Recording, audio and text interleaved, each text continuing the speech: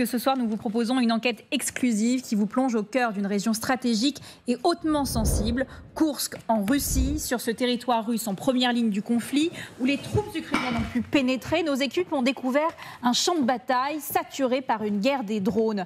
Mais Koursk, c'est bien plus qu'un front militaire, c'est aussi une arme de propagande pour le Kremlin qui utilise cette région pour justifier une prétendue guerre défensive. Une enquête captivante ce soir de Jérôme Garraud, Liena Dabac et Romain Reverdy.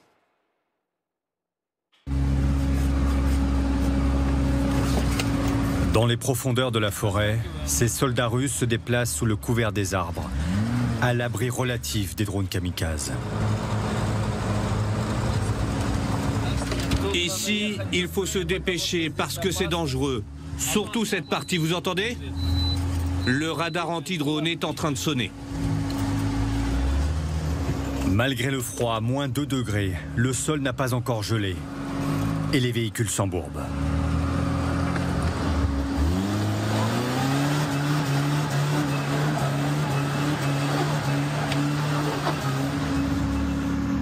À travers la boue, les Russes se faufilent à moto ou en quad.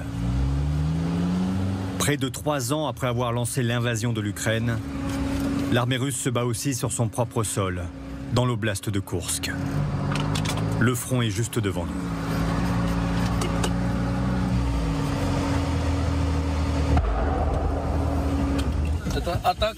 Il y a une attaque. Ce sont les nôtres qui préparent un assaut. Ces soldats font partie de la brigade Piatnachka, auparavant déployée dans le Donbass. L'été dernier, ces militaires et d'autres renforts ont été dépêchés dans cette région russe de Koursk pour bloquer l'incursion ukrainienne. Depuis le mois de septembre, Moscou conduit ici une contre-offensive laborieuse. Le terrain est repris village après village. Dans les maisons, il peut y avoir toutes sortes d'armes et d'explosifs. Donc faites très attention. On est dans une zone encore minée. Regardez, c'est ça la guerre.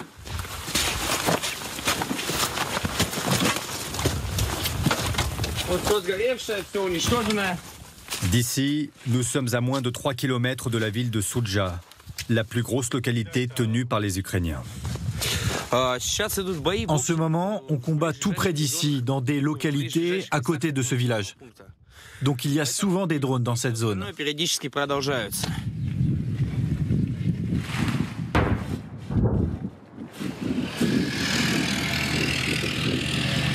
Dans cette région de Koursk, près de la moitié du territoire tenu par l'Ukraine a été reconquis par l'armée russe. Là, on est dans un village qui a été repris par les Russes il y a moins d'une semaine. Et les combats sont à 2-3 km. Et on va s'approcher d'une position russe, on va devoir couper la caméra là.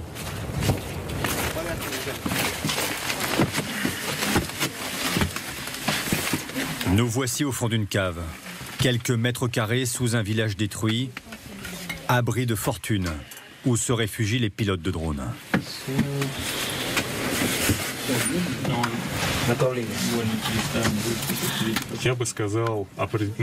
Je dirais qu'ici, les combats sont de plus en plus intenses. À Koursk, la bataille est très active. De mon expérience, c'est plus intense que la bataille de Bakhmout. On craint surtout l'artillerie et les drones.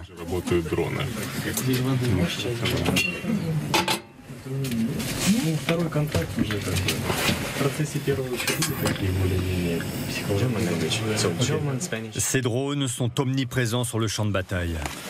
La Russie et l'Ukraine en auraient assemblé plus d'1 million chacun en 2024. Sur le chemin retour, ce soldat veut nous montrer une tranchée prise aux Ukrainiens. Il y a un abri là-bas. Ce sont des abris ? Venez. Non, c'est un abri. Il y a des mines ? Oui, peut-être. Allez, on avance.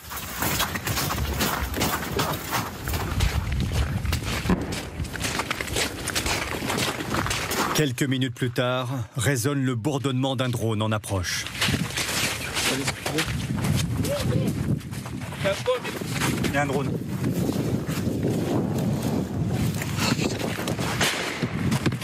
À coups de fusil de chasse, le dernier soldat de l'escorte abat un drone d'observation.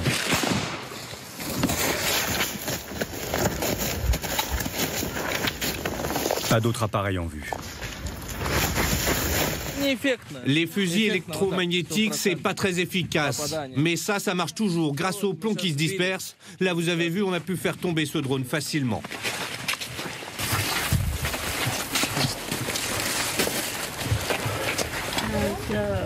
Arrivés devant le véhicule camouflé, nous entendons distinctement le bruit d'un second drone qui survole la forêt.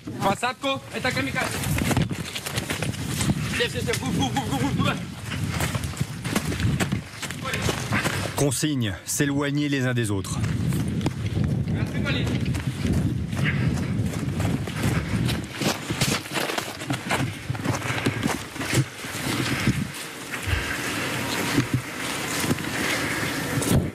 Plusieurs minutes d'attente. Le radar ne détecte plus d'appareil. Alerte levée. Venez, on avance. On a tiré juste avant sur le drone éclaireur et ce second drone kamikaze ne devait pas être loin.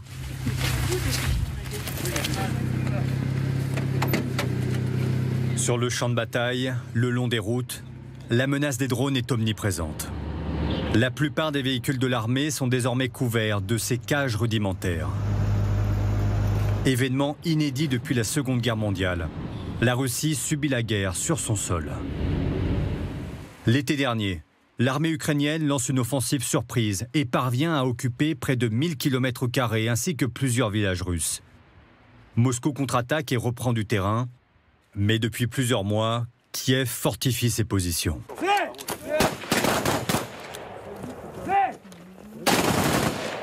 Dans les environs de Koursk, ces recrues russes sont entraînées à prendre d'assaut une tranchée. Je répète, d'abord le commando utilise le lance-grenade. Ensuite c'est à vous. Vous foncez tout droit. Et c'est tout.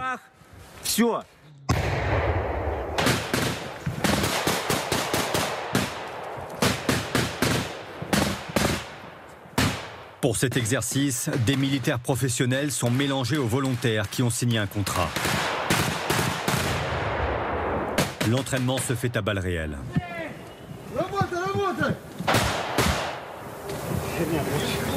Déchargez vos armes.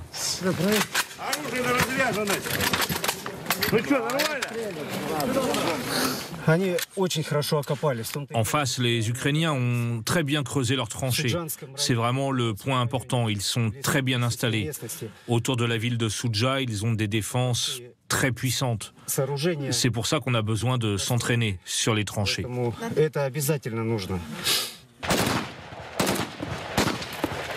Nous sommes autorisés à filmer la suite de l'entraînement. Certains instructeurs ont autrefois combattu dans les rangs du groupe Wagner. La majorité des recrues est originaire de Koursk.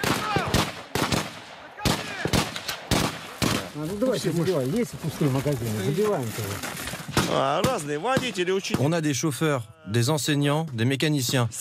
Il y a de toutes les professions. On a des très jeunes, il y en a un qui vient d'avoir 18 ans. Aucun d'entre eux ne s'attendait à cette attaque venue d'Ukraine.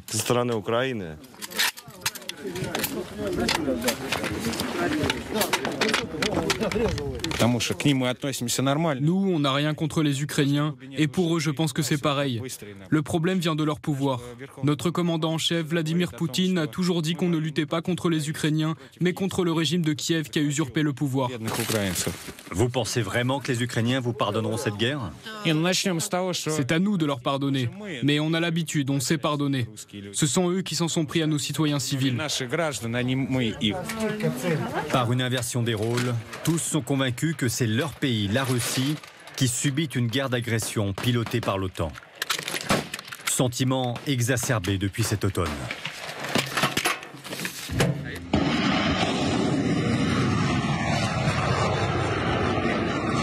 Fin novembre, Washington a donné son feu vert à l'Ukraine pour utiliser des missiles américains de longue portée, les Attack-MS.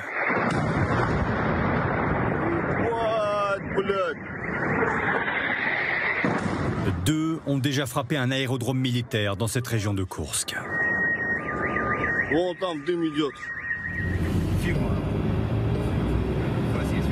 À une trentaine de kilomètres du front, nous marquons un arrêt dans la ville de Rilsk, où se déploie une partie de l'armée russe. La moitié des 16 000 habitants s'est enfuie. Ceux qui sont encore là oscillent entre peur et résignation. La propriétaire de cette épicerie a fait le choix de rester et se décrit comme une vraie patriote. Bien sûr, on craint le danger. Nous avions l'habitude de vivre en paix.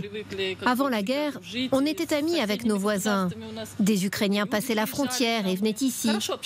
Mais bon, maintenant que tout ça est arrivé, c'est comme ça.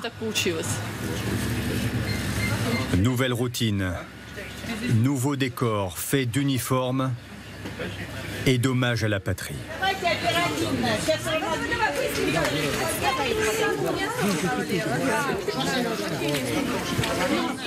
Pour notre grande Russie, hurrah!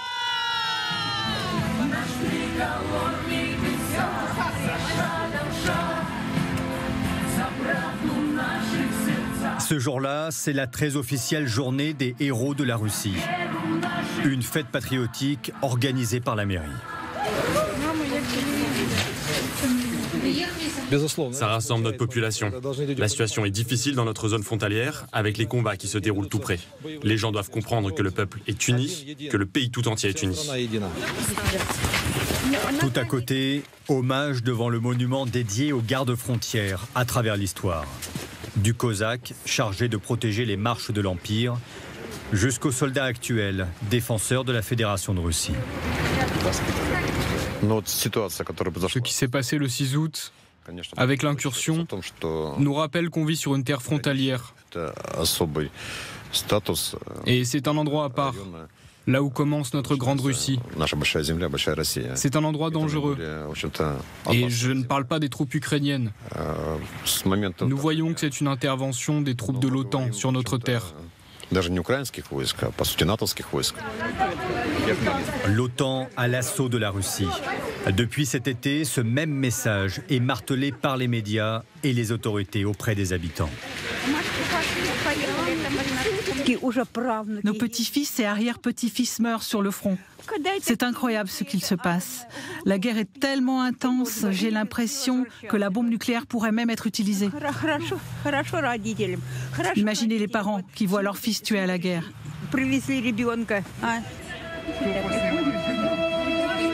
Sentiments mêlés entre patriotisme, colère et inquiétude, alors que la guerre devient plus intense.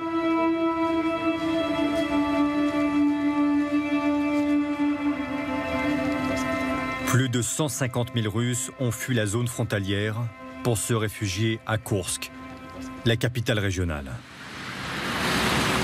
450 000 habitants.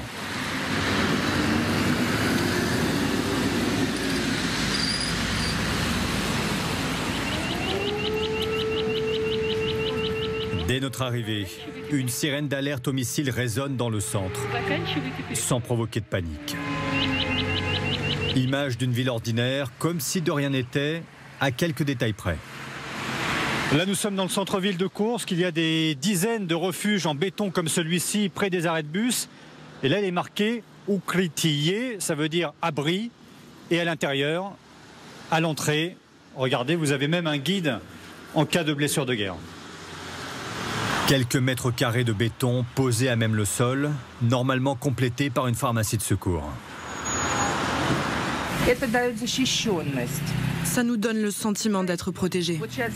S'il y a une alerte, tu peux toujours te réfugier. Et une fois dedans, ça va. Ça semble solide. Tout ça est terrible, bien sûr. J'ai peur partout, ici, quand je suis à la maison. C'est comme la loterie. 4 mois après l'incursion ukrainienne, Koursk peine à absorber l'afflux de réfugiés. La ville n'a pas assez d'emplois à offrir, ni de logements disponibles. Aujourd'hui encore, les hébergements d'urgence sont nécessaires.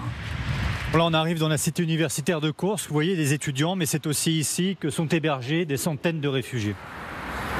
Arrivés en août, les déplacés cohabitent désormais avec les étudiants depuis la rentrée universitaire. Valentina et Natalia étaient voisines dans la ville de Soudja. On a pris nos pantoufles, nos papiers, et c'est tout. On n'a même pas eu le temps de prendre le chat. Il n'y a pas eu de sirène d'alerte parce que l'électricité était coupée. Les chars ukrainiens sont entrés dans la ville. On les a vus passer. C'est le curé qui nous a récupérés et qui nous a évacués. On dormait tranquillement. On a entendu un grondement. On est sortis dans la rue. On a fait du thé. Nous étions une dizaine de voisins. On restait là, assis, à écouter les obus tomber. Et heureusement, tout ça passait au-dessus de nos têtes. Entre ces murs, tous ceux que nous rencontrons décrivent une évacuation chaotique. Comme Angelina, 21 ans, partie en catastrophe avec ses 2 enfants.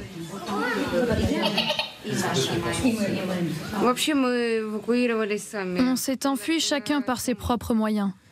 Certains en bicyclette, d'autres en moto ou en voiture. Il n'y avait pas d'évacuation organisée. On ne pouvait pas rester là. C'était très effrayant pour nous et pour les enfants. On ne savait pas comment ça pouvait finir. Pour ces réfugiés, le provisoire s'installe dans la durée et le mécontentement grandit.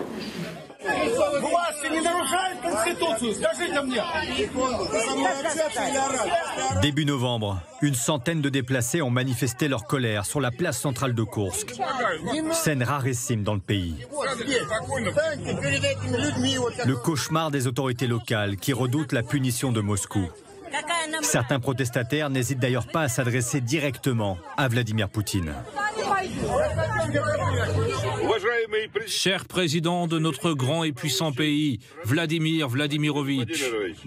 Quelques jours après ce rassemblement, le gouverneur a annoncé l'introduction de certificats immobiliers pour offrir une compensation financière à ceux qui ont fui leur village et les combats.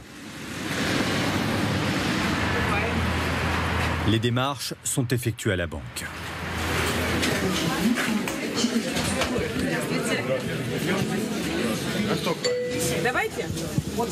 Ceux qui n'ont pas encore été appelés, restez de ce côté, s'il vous plaît. Plusieurs dizaines de milliers de demandes de certificats ont déjà été déposées et chaque jour, les établissements sont pleins à craquer. On demande les papiers, le passeport, le cadastre de la maison. Si on était sûr de revenir dans notre village dans un mois, on irait réparer notre maison. Mais on ne sait pas du tout combien de temps on va devoir attendre.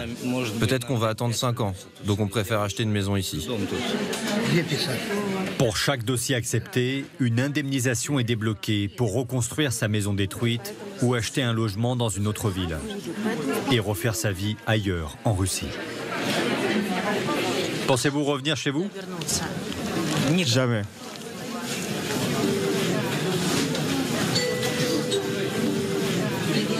Jamais je ne reviendrai là-bas.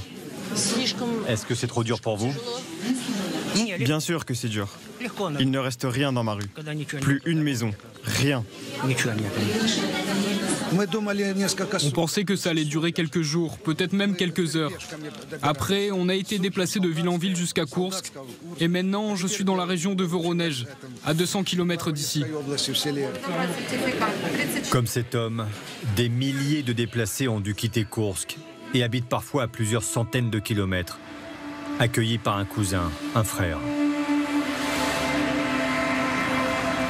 D'autres, beaucoup d'autres, pleurent un fils ou un mari parti au front, puis emporté par la guerre. Ce qui s'appelle toujours officiellement ici l'opération militaire spéciale. Koursk est devenue une terre cruciale pour le Kremlin. Vladimir Poutine exclut toute négociation de paix tant qu'une partie de cette région sera encore occupée par l'armée ukrainienne.